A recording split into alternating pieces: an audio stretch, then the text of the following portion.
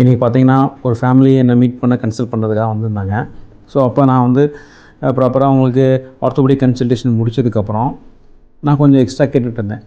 அப்போ அவங்க என்ன சொன்னாங்கன்னா, சார் எங்கள் வீட்டில் பார்த்தீங்கன்னா எங்கள் அம்மா இறந்ததுக்கப்புறம் எங்கள் அப்பா வந்து ரொம்ப ஒரு தனிமையாக, லோன்லியாக, ஒரு டெப்ரெஷனில் ரொம்ப ஒரு மாதிரி மன உளைச்சலில் வாழ்ந்துட்டுருக்காங்க சார் அப்படின்னாங்க. ஸோ யூஸ்வலாக ஒரு 60 வயசுக்கு மேலே நம்ம லைஃப் பார்ட்னர் யாராவது லூஸ் பண்ணதுக்கப்புறம் நம்ம மைண்ட் செட்டு எப்பொழுதுமே நேச்சுரலாக ஒரு மாதிரி சோகமாக, டெப்ரெஸ்ஸாக, லோன்லியாக ஒரு மாதிரி ஃபீல் பண்ணுவோம். இது natural.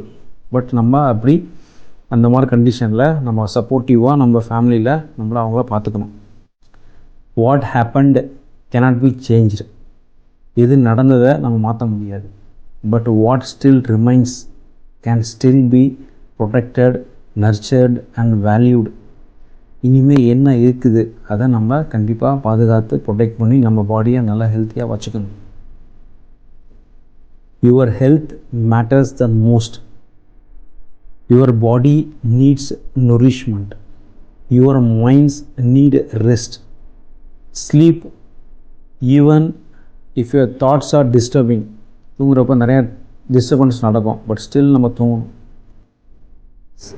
Eat even if it is very difficult.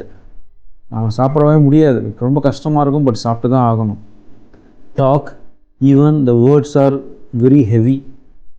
எப்படியாவது பேசுங்க. ஆரம்பத்தில் கொஞ்சம் சிரமமாக தான் இருக்கும், பட் நம்ம பேச பேச தான் அந்த சுச்சுவேஷன், அந்த சூழ்நிலைகள்லேருந்து வெளியில் வர முடியும். நீங்கள் லோன்லியாக ஃபீல் பண்ணக்கூடாது.